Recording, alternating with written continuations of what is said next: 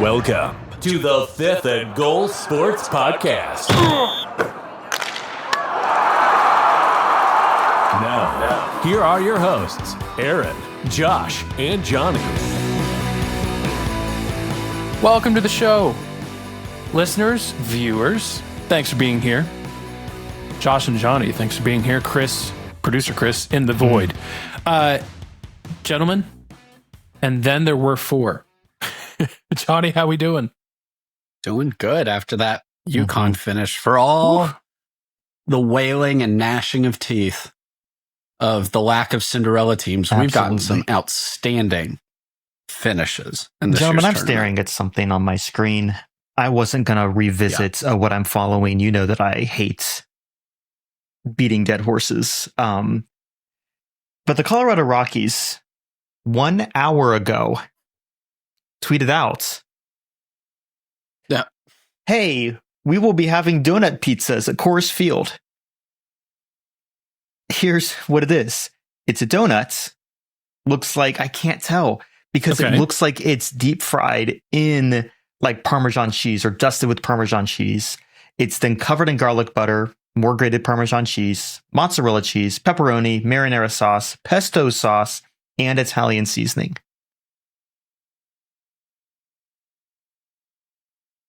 This is a great question. Josh, are we sure this isn't just a bagel?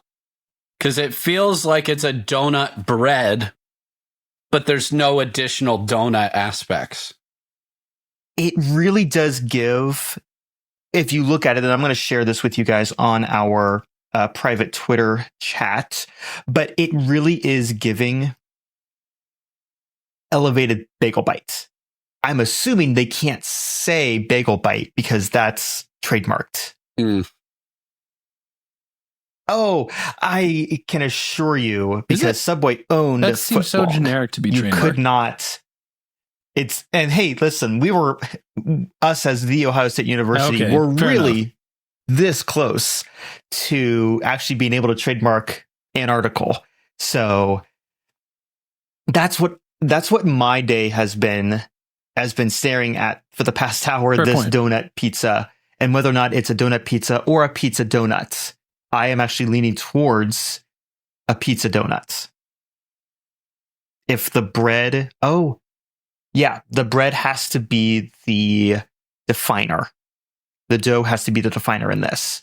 The difference between New York style and Chicago style, other than sauces and cheeses and stuff, has to be at the very least the dough used. So, oh no, I'm going back then first. Yeah. No, I'm going to give it a shot. I'll try it once. Honestly, would try. Yeah. Would try. It's for the gram only. Now, the pesto's so a little much, you can take a picture of it and say, I'm about to die. I went to a Rockies game and all I got was just donut pizza. And a one. There we go. Hey, they only lost by one to Miami today, so I think they're trending upwards.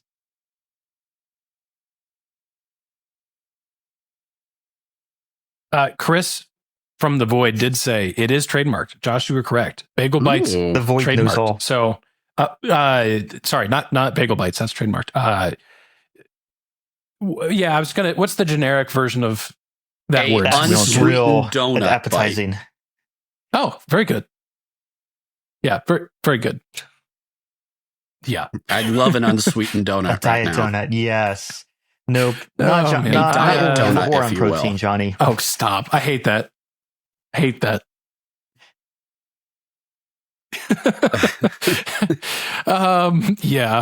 I hate that.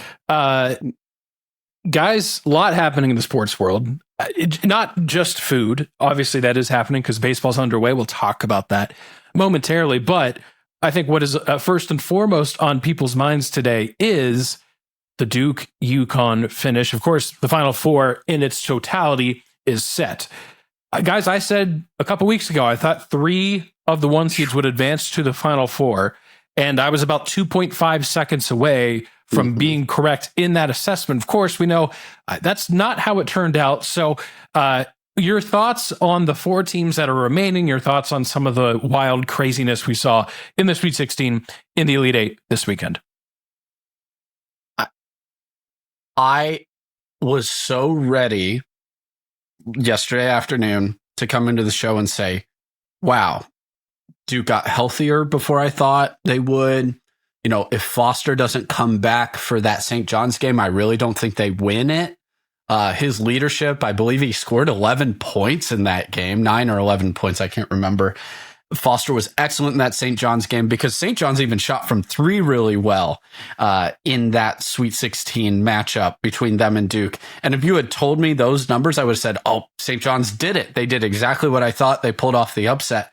But Foster coming back before I thought he would, and not only coming back, but being able to significantly contribute. And Gungba came back and he was able to contribute. And I thought, man, maybe this is just Duke's year. You know, they survived. They got through those difficult games, and, you know, they're up 15 on UConn and that at halftime. And that's when I'm thinking that, like, okay, like, good on Duke. I still don't know if they're going to be able to finish it against the likes of maybe an Arizona or Michigan, but that's a remarkable accomplishment to come into the tournament injured and just not at your best, like not in full form, and survive. And even as the lead was shrinking in that second half, there was no point in my brain that said, maybe UConn could actually do this. You know, like there was no piece of my brain saying, oh, maybe they could do this. You know, Caravan didn't have his typical game. Duke came in really ready to shut him down. The guards for UConn were really struggling. I mean, they were 1 of 18 from 3 at halftime. And then they made 4 of their last 5 in the game, as you saw, including Mullins' 3 to finish it off. So, I mean,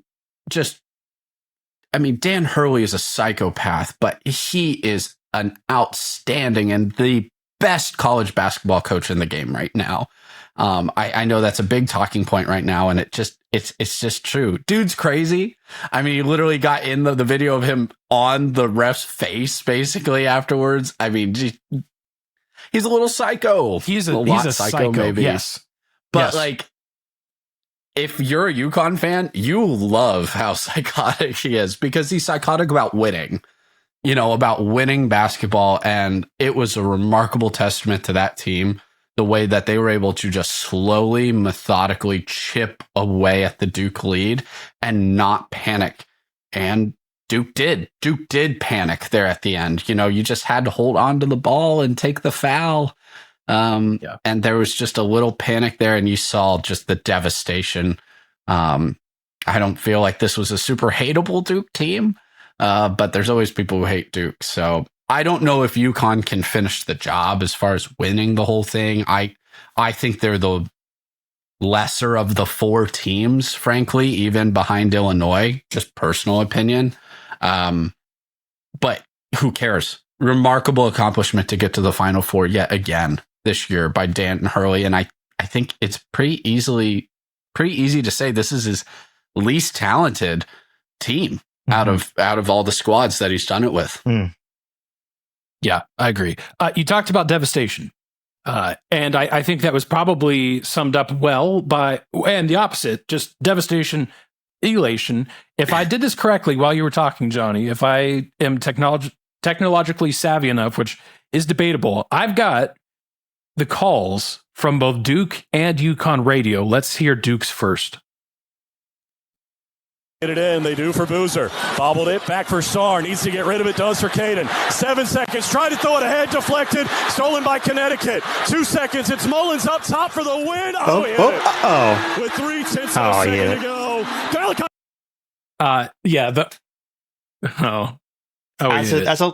He hit it. I mean, that yeah, that makes sense if you're Duke. One of my favorite like the other things, way? Again, as a lifetime, I've got that too. Josh, we're going to say something first. It is so good. Yes, it is a fantastic shot, regardless of which teams are doing this. But seeing UConn over Duke, but specifically, again, I had Duke losing way too early in my bracket as normal because I let the hater in me get the best. Kids, so first off, sometimes it pays to hate. Second, it makes for beautiful moments like this, because in the next 3 seconds, I believe that announcer will also say something like, "Oh, that's a technical. Oh, ref needs to call that back." Yeah, do you want me to? I've got that here. I can play it. Yep, here it is. Malachi Smith ran off the bench. It's not the case. Come on. I mean, there is. Okay, he's got a point. Right. Yeah. He's got a point, because this has actually been a thing throughout the tournament where like a buzzer beater happens with seconds left and people are just running on the court. So like this will be a point of emphasis on the offseason. Like the NCAA is going to crack down on this. So he's not it's the thing incorrect, you say but like in the moment, when you're the most mad you've ever been. Sour grapes. The only other thing he could have said was, "Oh, God, this is their Super Bowl." Yes. Yep. Yeah, right. I mean, he's fuming right now. Yeah. Like, Aaron, you're right, though. Like, it's been a problem. I've said it, too. Like, what if Duke just inbounded the ball right away? Correct. Then it should have been a technical. Right, exactly. So, and I understand, like, we want him to celebrate and have fun, but you can celebrate and have fun without running on the court. Yeah. Like, just don't get on the court. Like, it's been a major problem. Box has been opened. If you don't emphasize it from the beginning of the season, you can't be doing it at the end, because... Yes,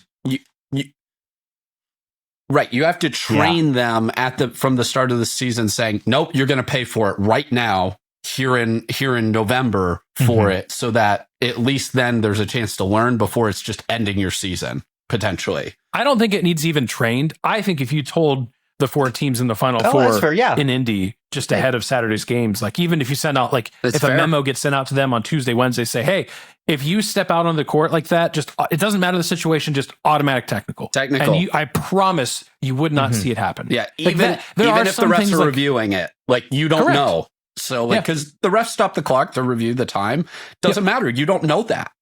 Yep, and you're just running on the court. Yeah, there are some rules that you do need a full offseason to adjust to, different emphasis by the referees, all that stuff. This is not, in my opinion, this is not one of those things. Like you can just, if you decide NCAA that you don't want that to happen, that's exactly what's going to happen. And it wouldn't surprise me if it does. Final Four is elevated court too. So it's even less of an excuse at the Final Four. It's like, you got to leap up. Like, come on. Like, shouldn't. Yeah, there's no going to be accidental stepping on the court. Like, right. That's a good point. So that's the devastation of Duke. How did it sound on the UConn side? Boozer, they double him. Back to Sarr. Now ahead to Caden Boozer. And a steal. Mullins gets it. It's Caravan to Mullins. Long-range three. Oh! It went in! Mullins delivers. Bedlam. That's a great call. And frankly, I think there's that no voice way crack was kind of all of us in unison. I think you could probably hear that yell around the world. That announcer. Absolutely. Absolutely. It reminds me of that Baylor UCF the voice crack call. Shows care. I think it reminds me of, was it Michigan State? Sean McDonough, like there's something here that is beautiful. Sean it's the fandom. And beautiful. I only say that because I've been seeing again so many people talk about it's moved on to the film and music spheres, which I know is a deep part of this podcast.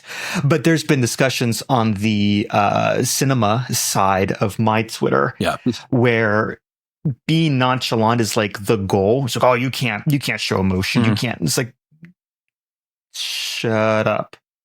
Be chalant. 2026 is a year of chalantness. Be chalant. Yeah. Be chalant. Derek Johnson, the all-time leading tackler in the history of the James. That's all I needed.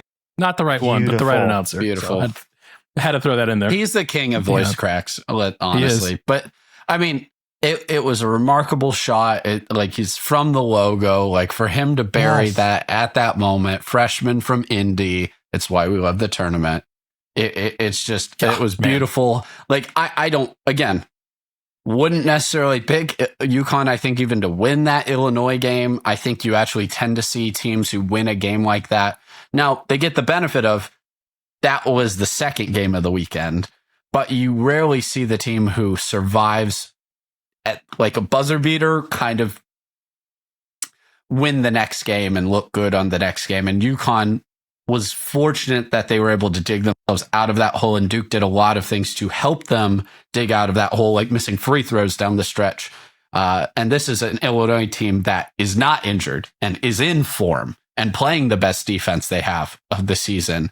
And if UConn has those offensive dry spells like they did against Duke, I don't think they'll survive Illinois. Illinois can heat up quickly and go nuclear on you in a way that Duke can't really from the outside. So if UConn does that again, they're not coming back this time. Yep. Now, we've obviously talked about that side of the bracket mostly, and of course, as we should with that shot, the way it ended. But here's the other question, guys. Is Arizona, Michigan, is that the national championship game? And obviously, there's no way to know that right now. But we've seen that in past tournaments. The one that really comes to mind is, what was it, Kentucky and Wisconsin way back when? Like, Frank the Tank, like that Wisconsin team they ran into. Or I can't remember if it was Duke or Kentucky, but I think it was Kentucky, right? Wisconsin beat Kentucky, but then lost to Duke. So that was going to be my argument. A lot of the times, it's the team that has the tougher game, which is why I thought Duke might have a wonderful opportunity if they had beaten UConn. I thought, because they were one of the teams capable of beating Arizona or Michigan. But I think if you're Illinois, you're really hoping for Arizona. Like, we've seen Michigan is a bad matchup for them in conference play. It just, for whatever reason, it's a bad matchup for them. And I'm not saying Arizona is easy to play against. I mean, they've lost 2 games this season in total. But I think they're probably hoping for a lot of people actually, an Arizona a lot of brackets would be saying really that, hoping for West Virginia. Yeah, an Arizona team that is super inconsistent from distance, and Illinois is not a 3-point dependent team, but they can really heat up from the outside, and I think that suits them better as a matchup. So But Arizona was super impressive to me. Like, you're worried in that first half, but man, did that team just come together at halftime and just destroy Purdue in the second half and show everybody why they have thought that they're the best team in the tournament this season. And they're so balanced. They're not one player dependent. And I think that is the biggest key with Arizona.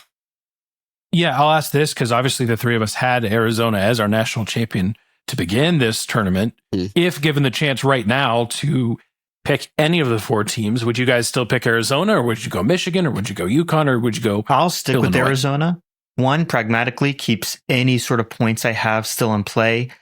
But 2, no, there's no 2. What am I trying to pretend? It's like I have deeper thoughts.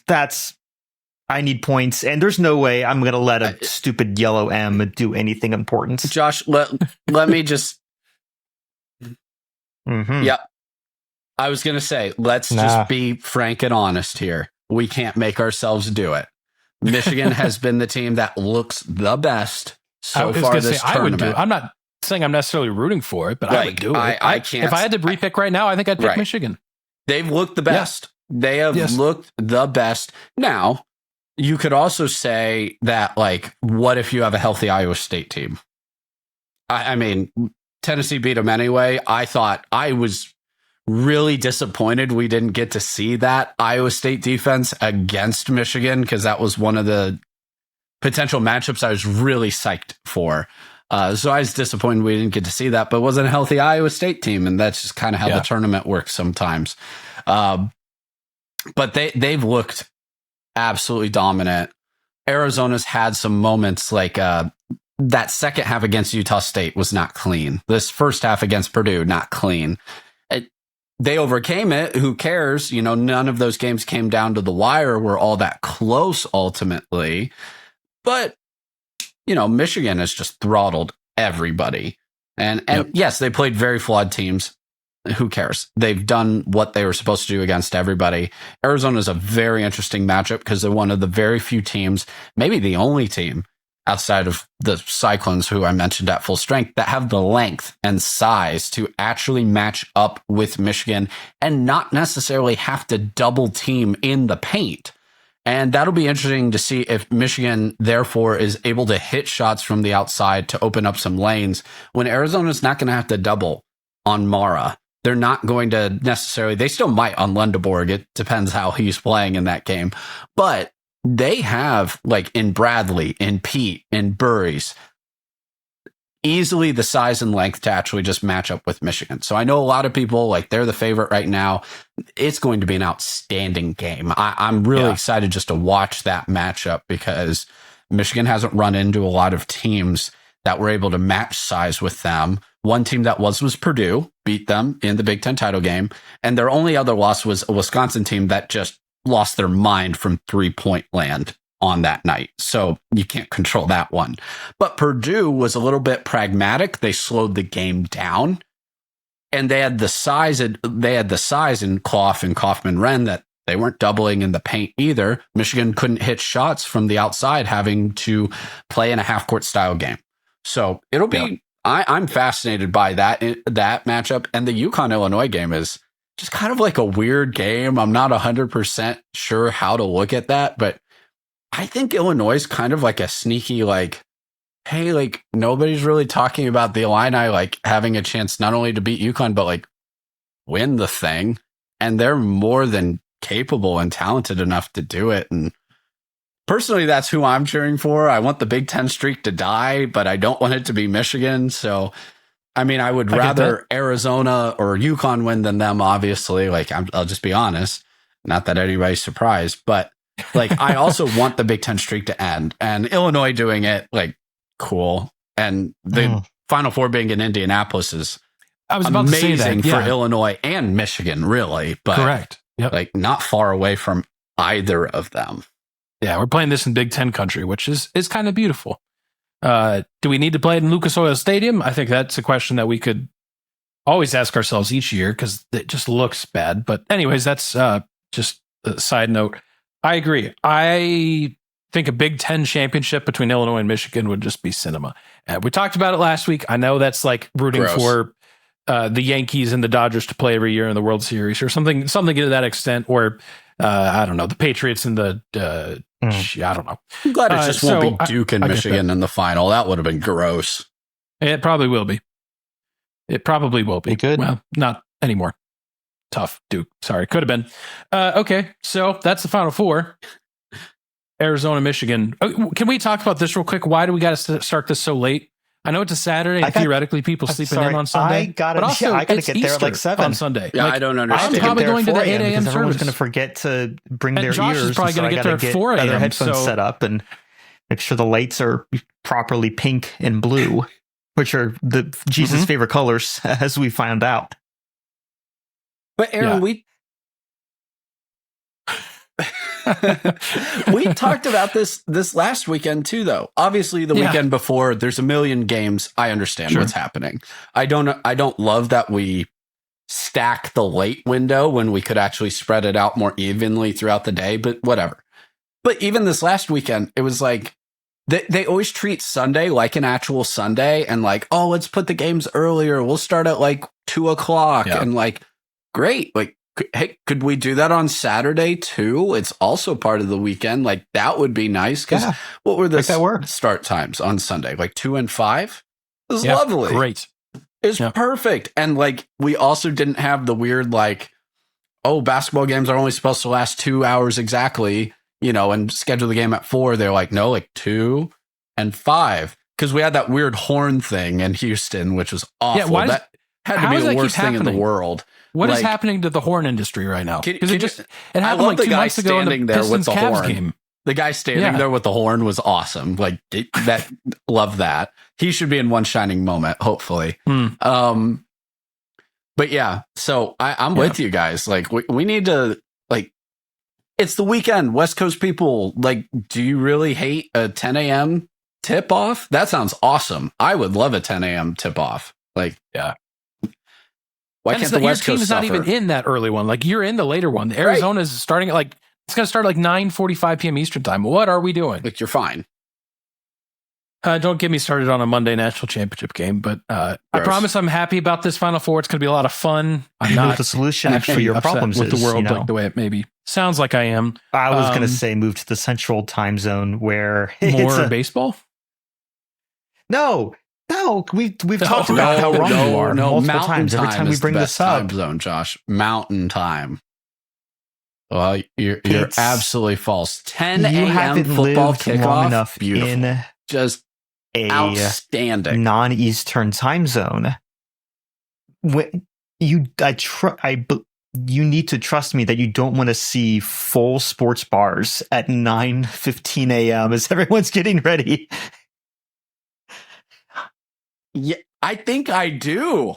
You're talking to the wrong person. Yeah, Josh, that is so not maybe an in like I don't know whatever suburbia you guys that live sounds in. lovely. I'm joking. I love where you guys live.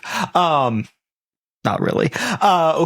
Down here in Dallas, where I can just walk into like all these beautiful little neighborhoods, I'm trying to, especially when I was in seminary, I'm trying to like translate through the entire book of Romans in the course of 3 hours because I forgot to do it until the last day. And I have to go to a coffee shop, and there's a beautiful coffee shop nearby. I can go there. I can get my nice bottomless drip. I can watch dogs go by with their owners and, maybe pet a dog. But every single time in especially the fall, all I'm seeing is like a packed sports bar right across, making so much noise and causing so much commotion. Yeah, man. I need those morning. I need my AM to be productive. Oh, it's yeah. not about you, Josh. Also, why I did want you do your to try studying that. there? You're going to cross the street. You're going to be the guy with the laptop over there at the sport. No, but see, with baseball, we did it with baseball all the time. I mean, college, Josh. Baseball's perfect for that. Person. Yeah, I don't know what you're talking about. Yeah, and I'm not saying that Johnny would do it with it. Football too. I'm not saying you didn't do it. I witnessed you doing it. I'm talking about trying to be. About. You all listen. Do we want to talk about the relative rigors of our degree programs? No, I have three. I have three. Hey, I have a don't you talk about software tools today. and accounting that way. World mythology. Yeah. Brutal. We had to watch game film in class. It was brutal. If you ever want to talk about the spiritual qualities of African yams, hit me up on Twitter. We'll leave it at one that. final Mountain Time comment, Johnny, because Yeah. you're obviously a big soccer fan, so you're watching the Premier League, which, if I'm not mistaken, is already kind of early on Sunday. Like would Mountain 7:30. Time preclude you from watching nonsense. Premier League, or would you find a way? Oh, you find a way. Plus 7:30 is the early window. A lot of times the games start at like 10. Oh, okay. Yeah. Plus soccer tournaments, when you're waking up and going to those games, like as a kid, you're at the field at 6 a.m. And no big deal. Enough. Yeah. Okay. All right. Because I think I'm kind of in the Mountain Time camp. Also, but I think it's because there's mountains. There's 9 hours. There's 9 hours south of me. It's all good. Yeah, that's true. They're nowhere near you. Hey, I'm so glad you brought up that Texas may as well be a different country because there is a discussion the same still. State. They are still talking about that. And they want you to remember that. So that's nothing like Dallas. It's true. It's very true. Speaking of soccer in a different country, can we just get this out of the way real quick? Just you can even, Johnny, just say the score. We don't even have to talk about it. We just have to say that it happened. Jerseys. Sure, that's fine. U.S. Soccer lost their friendly to Belgium over the weekend 5-2. And for some reason, the U.S. Soccer Federation did not check with Belgium with what kits they were wearing. They both wore basically off-white jerseys. Belgium's was like this weird off-white. I don't know. I'm colorblind. You guys tell me what color it is. And then the U.S. is wearing a main white jersey with some blue and red stripes on, but the backdrop is mostly white.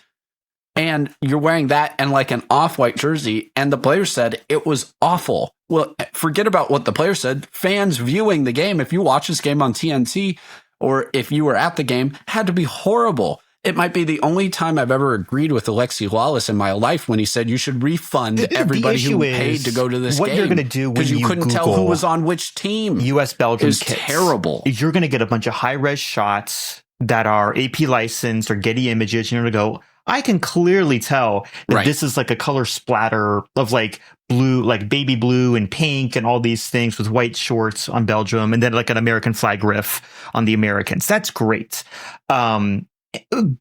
Any broadcast camera on any TV, you're going to see those colors fade with distance.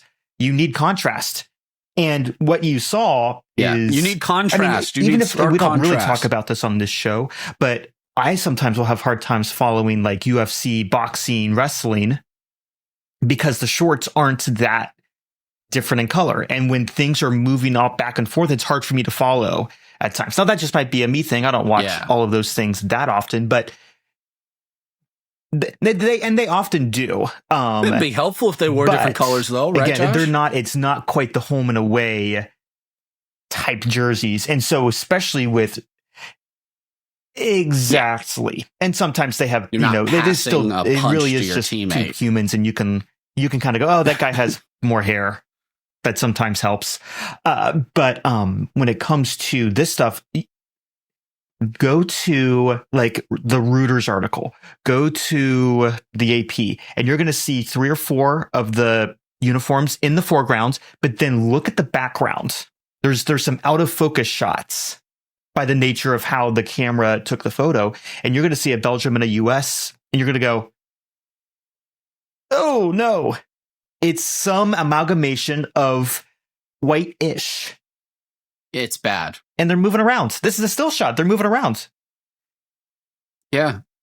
And that's what people say about this show. And the U.S. as the host federation, it's on them.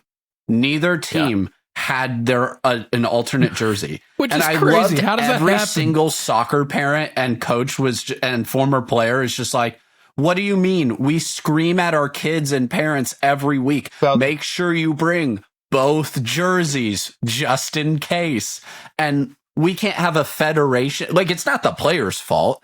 And we can't have the federation dealing with that. The players don't pack their own jerseys. Like, the federation did not communicate with Belgium.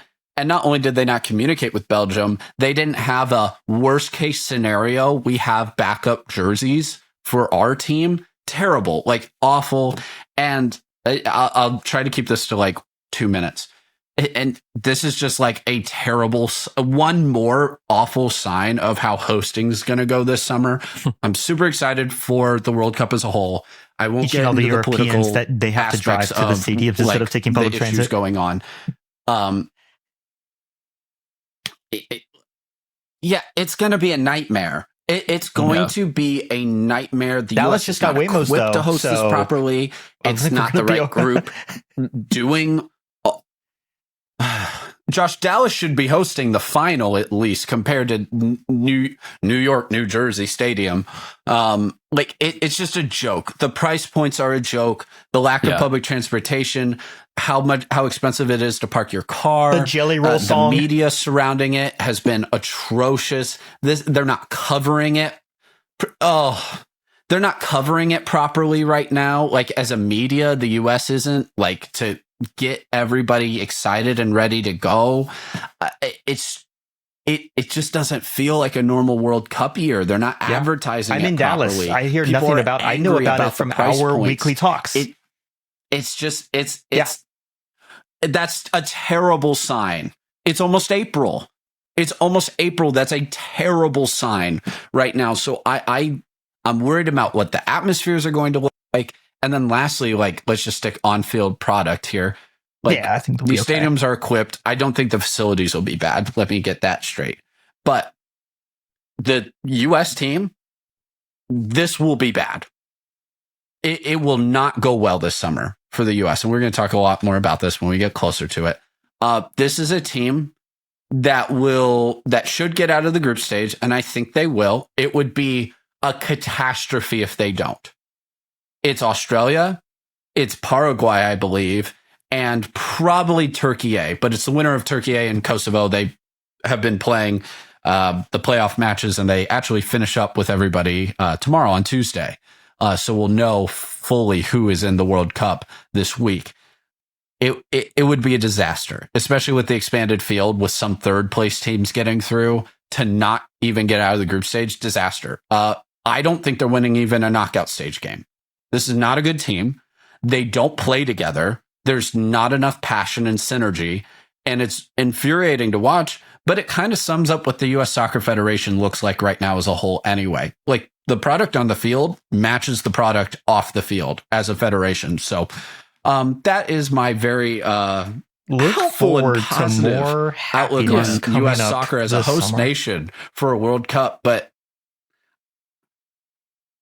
please prove me wrong. But I just, you know what Belgium did to us? That's exactly what the Dutch did to us in the last World Cup. And I don't think we're any better than we were then. And so will we be okay against mid-tier countries? Yeah, because we are one. But if we face a top 15 team in the world, we're going to get destroyed and picked apart. The defense is bad, really bad. And maybe that's what it will take to get that U.S. Federation to actually do something.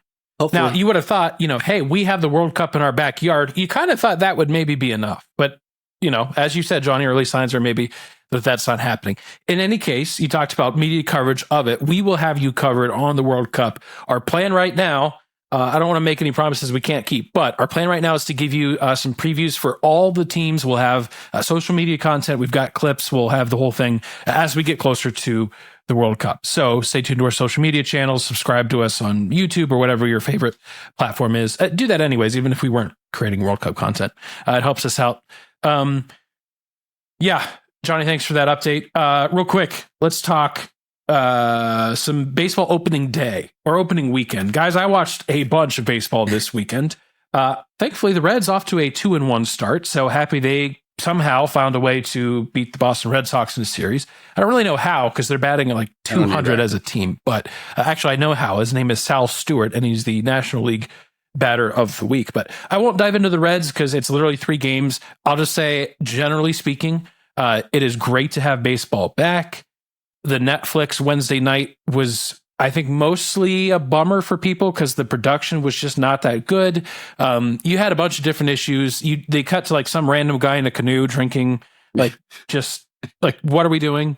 Are you saying that Netflix doesn't know how to handle a live event? It's on Netflix. No random person's going to be like, oh, baseball. Correct. The first, and I'm going to talk about ABS later in the show, so I'll save you my whole spiel. But the very first historic ABS call was missed because Netflix was talking to a manager. And I don't know, do any baseball fans care about those interviews where they talk to the manager and they're like, hey, how's your pitcher looking? Good. What are we ever getting out of those interviews? Short of I don't know, maybe a Terry Francona with the Reds, or back in the day, a Joe Madden with the Tampa Bay Rays or the Chicago Cubs. Some of the more interesting personalities would give you something. But what are you getting from that? I don't understand. So it missed the mark to me because I don't think Netflix, having Major League Baseball, was driving a lot of new fans to the game. Was anyone really flipping on Netflix on a Wednesday night? Oh, there's a baseball game. I'll watch that. I just don't think, I don't know. So Major League Baseball continues to try and alienate their most dedicated fans. On the positive side, while it is more expensive to watch the Reds this year, most likely for you, I will say the Major League Baseball TV product has actually been pretty good. And there's a lot of other teams in that same boat who are using MLB TV essentially, or Reds TV or whatever, insert name here, TV, as their coverage. And that's been great. I'm not shown every single inning. Oh, this guy's a plus 600 to hit a home run. I don't care. I do not care. So that's been refreshing. Straight to jail, FanDuel, sports, TV, whatever. I did not appreciate them. So that's my quick spiel on opening day. It's good to have baseball back. We've had some sweet moments already. Fun little tidbit. Looking forward to see early what's in season store stuff this season. This is the first season we've implemented ABS. For those of you who don't know, ABS stands for, we all know it, but Aaron, if you want to go ahead and say it. Yeah, see, that's what I was going to say. I was probably going to say system somewhere. Automatic balls and strikes.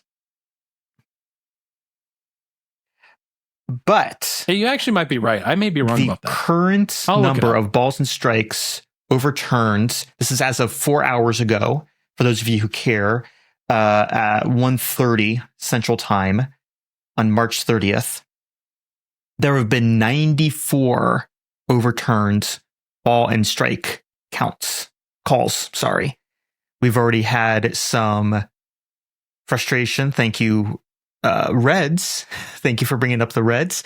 We'll keep you coming. It's going to be a fun time. Oh, I'll talk about that. But I've already appreciated this, and it keeps the human element. I know there's been why don't we just go to an automated system? Well, yeah, this is truly yes. No, I like it. Yes, baseball managers will join me in the revolution against our robot overlords. I can count on this them. Is a great. We've seen this in the minors, in other tests. This will increase the umps' accuracies. It's a call it an accountability measure. This is good for the sport. If you don't like it, shut up. Thank you.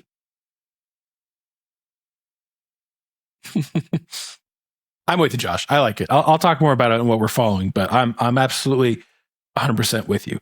NHL, NBA playoffs are really heating up. Less than 10 games to go for the most part across all those different teams. So hockey especially is absolutely nuts. And it is automatic ball strike, so no system. So thanks, producer Chris from the Void. That's right. Sometimes the guys make picks based on their vast knowledge of sports. Sometimes they make picks based on vibes. I'm going to go ahead and say that Maryland takes down Florida. Chop this one up for the Gators. Chop a national championship for Florida. Either way, they're probably going to be wrong. It's time for Picks of the Week. Usually we are wrong, but we actually scored some points this week, fellas. We had a lot of things wrapping up, so let me run through last week, take us into this week, because Picks of the Week, this is the most competitive it's ever been, which is exciting. So, last week we picked baseball. We picked specifically that Wednesday night game on Netflix that I referred to. I was the only person to pick the Yankees over the Giants. Not only did they win on Wednesday, they actually just went ahead on the road and swept the Giants. The defensive issues I mentioned last week came to fruition almost immediately. So the Giants have some issues to sort out there to begin the year. Yankees looking strong, as I thought they might. So I got a point there. Some Final Four teams obviously have been selected, and we get points for that. So myself and Johnny, both Michigan and Arizona, represented on our brackets. Josh, you've got Arizona as well, and you've got UConn. So well done there. So 2 points for you, and then we'll all kind of have a simultaneous draw if Arizona wins the championship and gets us an extra point, which puts us at our current scoreboard of 11 really all. We have never been tied this late into a season. Yeah. No, not even close. Yeah. Usually somebody's pulling away already. Yeah. I thought of a prize because the last couple weeks we have talked about stadium food. So I think the winner gets a stadium food item as their prize in, your respective stadium, or if you want to travel and go somewhere that has, donut, bagel, unsugared donut bites, whatever you want to call it. What's the churro thing? Churro fried chicken. It's in Chicago. Ooh, churro. Need a road trip. Chicken and churro. Yeah, one of those. One of those is correct. Yep. One of those is correct. No, chicken and churro. Chicken and churro. Chicken and churro. I still want ice cream with it. I don't know why, but I still think I want vanilla ice cream. I'm sure they got Dippin' Dots. It's going to come in a helmet. Like $20. No, not the Dippin' Dots. That doesn't work. But it'll come in the helmet, Johnny. You need some real. I'll get something else in a helmet. Okay, fair enough. This week, there is a lot of really impactful NHL games this week, because if you've taken a look at the NHL standings recently, I mean, wow, it is condensed. Stupid. You've got a few outliers like the Buffalo Sabres, like Carolina Hurricanes, Colorado Avalanche. Like, there's some teams that are really pulling away, but the wild card and some of those division races is an absolute mess, which is fun if you're not like us and rooting for the Blue Jackets, who you feel with every loss they take down the stretch, including one that I went to on Saturday, it feels like a death nail every time, even though there's 8 games left in the year, or, blowing a 3-0 lead to the Bruins and losing in a shootout. I digress. So there's a ton of games. There's one happening in mere minutes. Actually, it's happening right now, I think, between the Pittsburgh Penguins and the New York Islanders that has massive implications. Huge game. So we're not going to pick that one because we want to pick one that will give you all a chance to hear what we picked. You can agree, disagree. And that is a Thursday game happening between the Detroit Red Wings and the Philadelphia Flyers. They just played on Saturday. This was a nationally televised game on Saturday night. It was the Flyers going to Detroit and taking down the Red Wings, which the Red Wings, with a Blue Jackets loss on Saturday, would have found themselves in a playoff spot. And now they're on the outside looking in. The Flyers, by virtue of that win, are only a couple points back. It is chaos. We're picking the rematch between the Red Wings and the Flyers. And I'm going to say the Flyers, I'm going to say the Red Wings, do the same thing the Flyers did to them, and the Red Wings are going to get this game on the road by a score of 4-1. I am going to continue to hope that the Red Wings do not do anything good in their lives ever again. And listen, I know that I follow the Stars now, and that's okay. I've not lost. I only added the Stars because I'm in Dallas long term, and there are very few opportunities for overlap where my fandom is combined. More than I appreciate the Stars, I do side with the Blue Jackets and hate the Red Wings. So I'm going to take Flyers 3-2. Please stop existing.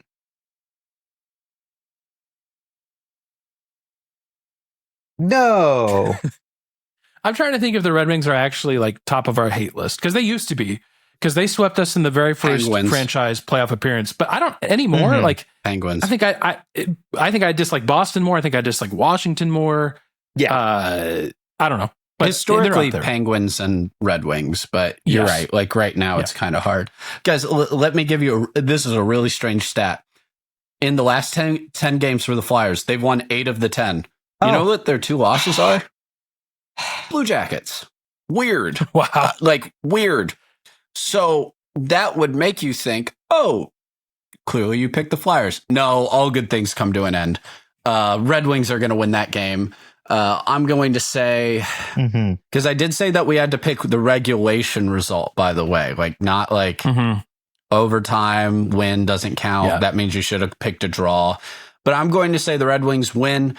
I am going to say, I go back and forth. I'm going to say 4-2. Red Wings win this game. Okay. I think the winner would be, this is also fluid. It's hard to say, but the winner is going to vault themselves right into the playoff picture. It might even be putting them into a wild card spot right now, or a spot, that third place spot in the Metropolitan. I mean, it is absolutely insane right now what's going on.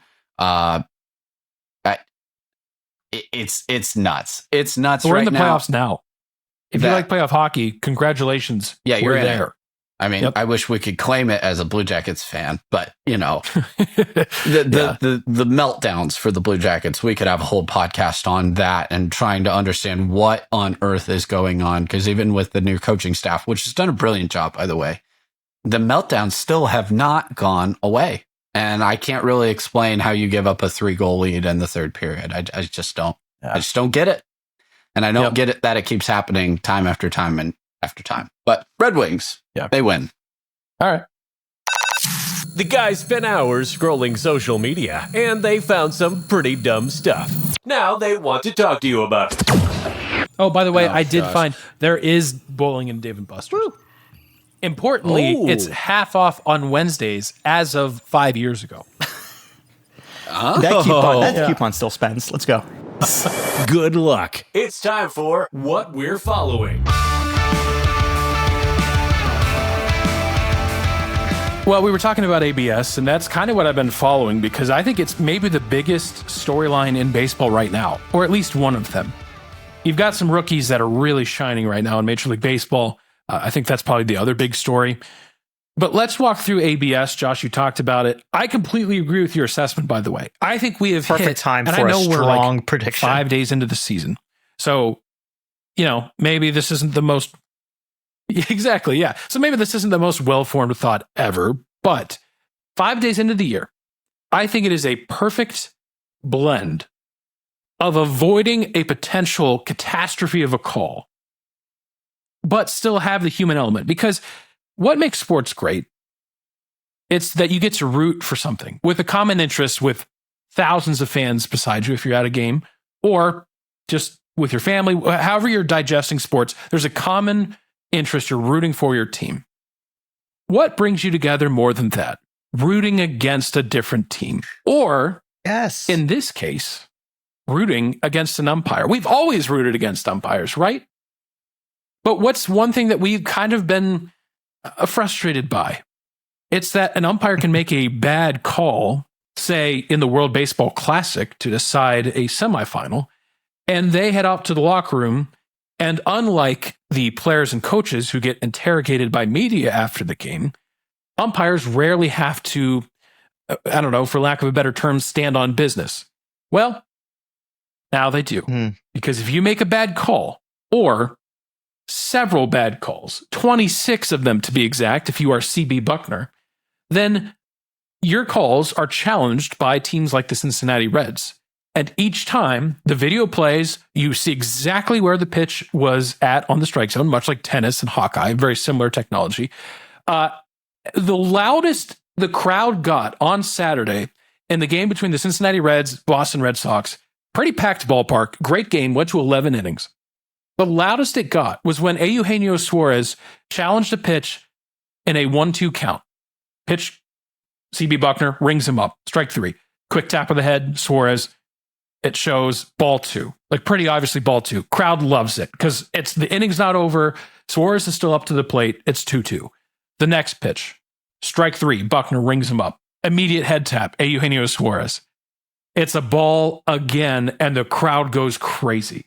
It's developed into this thing where, like, I don't want the umpires to just feel like they're persecuted 100% of the time, but there's a little bit more accountability, and it's giving these really, like, I don't know, exciting moments of just a random pitch, right? Like at the end of the day, there's 300 pitches thrown in this game, but those two back to back, and the Reds go 5 of 5 in that game. The Reds have won the most challenges all year.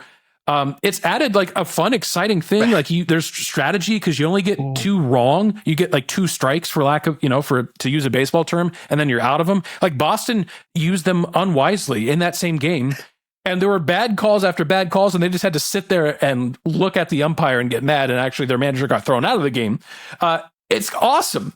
I think it's great. It just adds another exciting element. And look, CB Buckner, not a good day for him. Not a good day at all. 26 incorrectly called balls and strikes.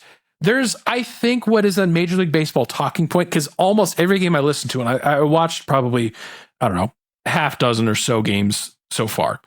Most of the announcers every single time are saying something to the lines of, "Oh, well, this ABS system is really going to show that the umpires are really, really good."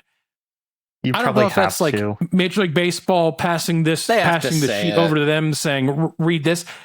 I don't even necessarily fully disagree, because I think there's a lot of guys that you don't know their names who are actually brilliant at this. Like I'm looking at a list of probably a dozen or so umpires who missed 8 or less pitches across an entire game.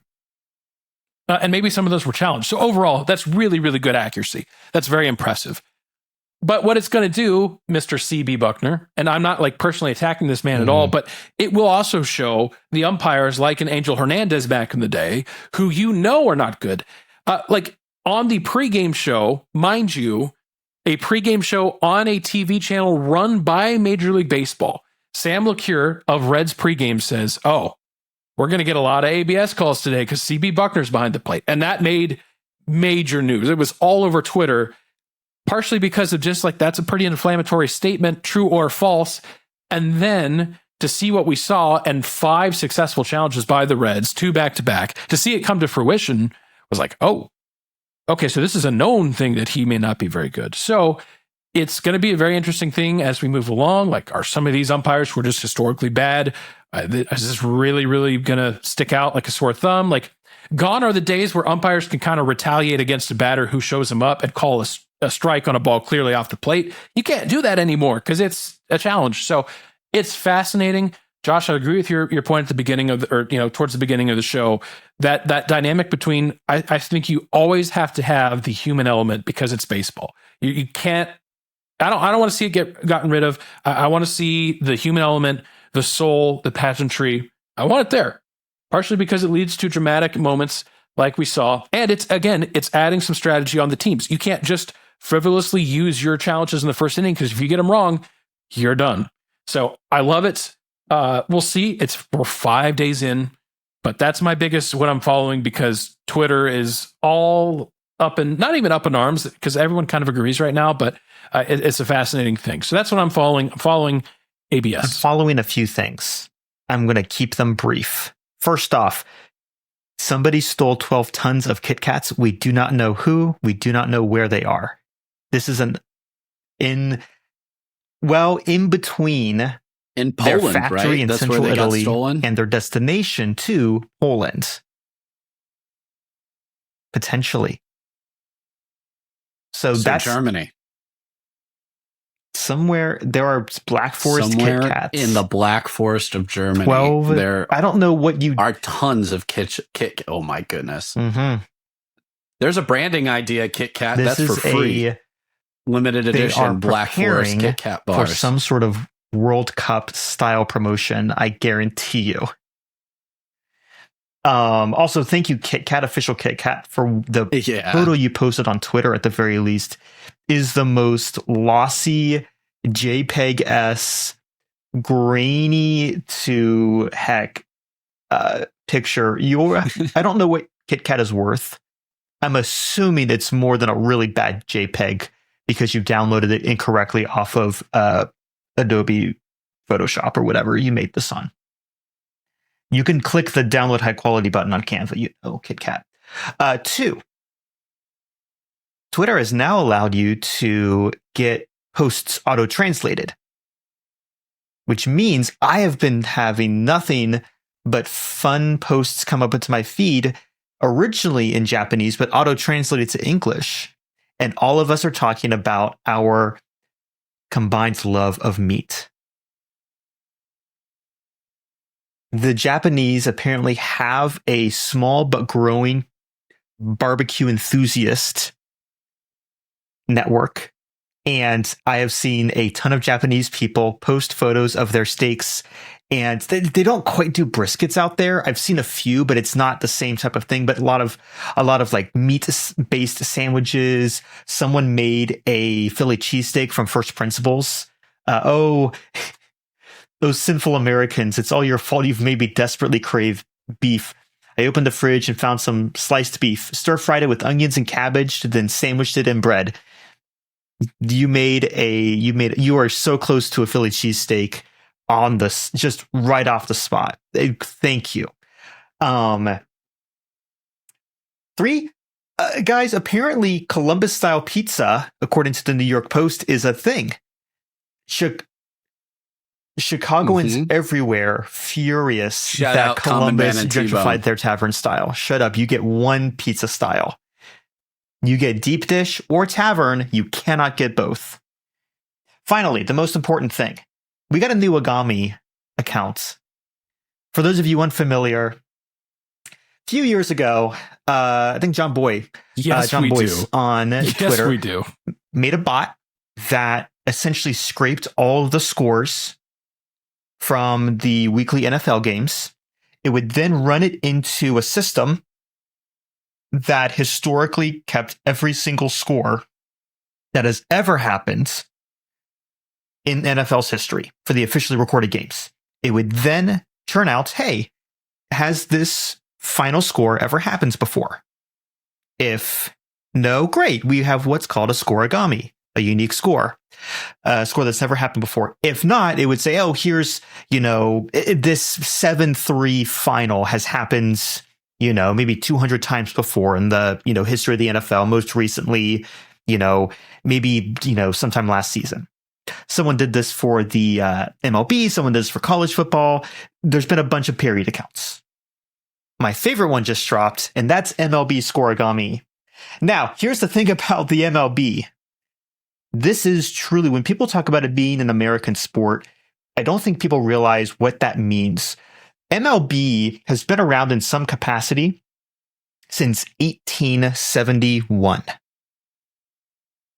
That's a while, guys.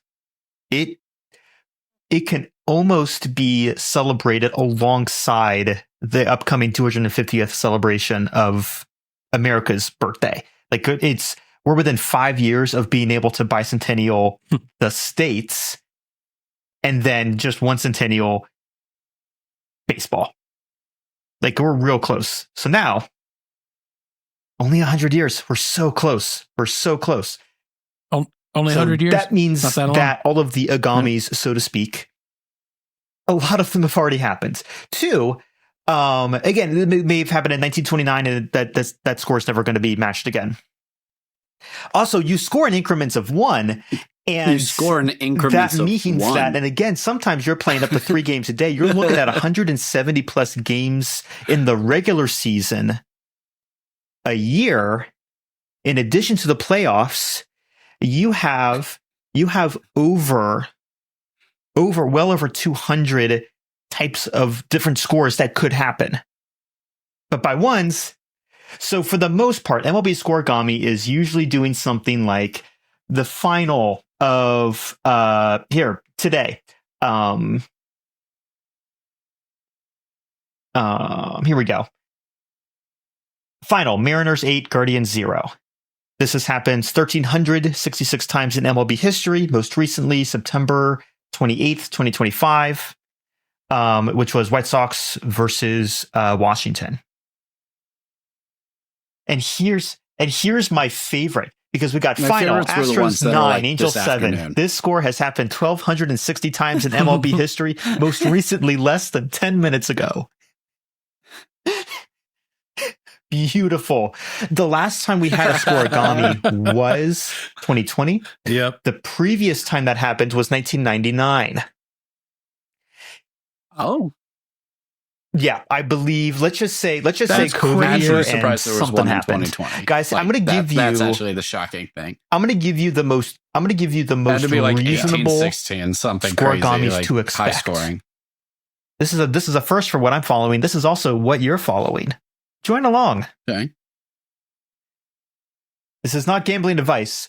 No. So when I say yeah, please, because I'm about to tell you, don't bet the score. No.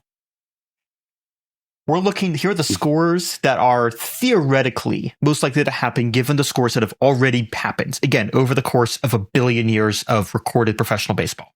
23-8, 23-0, 23-1. And then like 22-11, 25-11, maybe 18-14. These are the scores you're hoping for.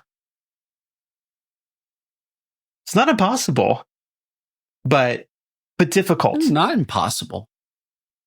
Exactly. Difficult. Especially with the ghost runner rule has made this harder. Josh, I'm seeing for some of those numbers maybe you gave, I'm seeing missing games that have happened. I'll send you. For what it's worth. I could be looking at the wrong thing. But I will say in any situation, you got to be a course field. I think that's the only way we're getting a scoregami. And I'm curious, I'll have to look up that 2020 game. Or theoretically, like course field might be the only place that this is draw. happening. Yeah. True. Where like it gets rained out or 15-15 it's like, draw. Yeah. Yes. Exactly. Something happens. Done. Yeah. 15-15 on the last draw. day of the season. Yeah. I like that one. I think we're all cheering for a 15-15 draw. One team that none of us will be cheering for in any sport this upcoming year are the LSU Tigers. And you might say, why, Johnny? Why would we cheer against LSU? I think they basically have just, at this point, assumed the mantle of the most hated university in the country. With their hiring, we went over Lane Kiffin and how raw that deal was for Ole Miss and how he left Ole Miss for LSU right before the playoff run. They do play each other this upcoming year. I think the whole country will be cheering for the Rebels in Oxford in that one. Kim Mulkey, very annoying, very gaudy. Most people do not like her, including her former and current players, it seems. So for the women's basketball team. And then most recently, we have Will Wade making his return to LSU. This man quit his job via email. Not even his email. His agents sending an email to NC State after only being there a year, meaning less than a year, really. and him going back to LSU. LSU, I believe, has spent over $200 million now in salary just for the head coaches that they've done this cycle for their sports. And that's not including staff expenses. That's just buyout and salary for these coaches. So that's absolutely absurd. So I just don't think any of us will be cheering for LSU anytime soon in any of the major sports.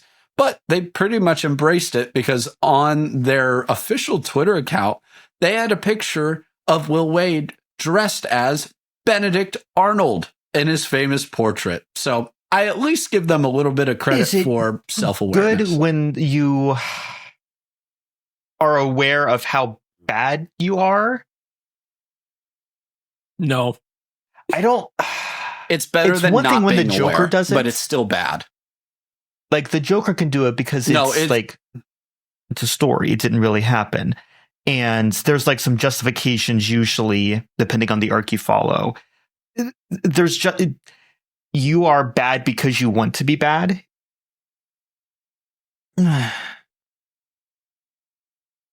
Yep, that's LSU.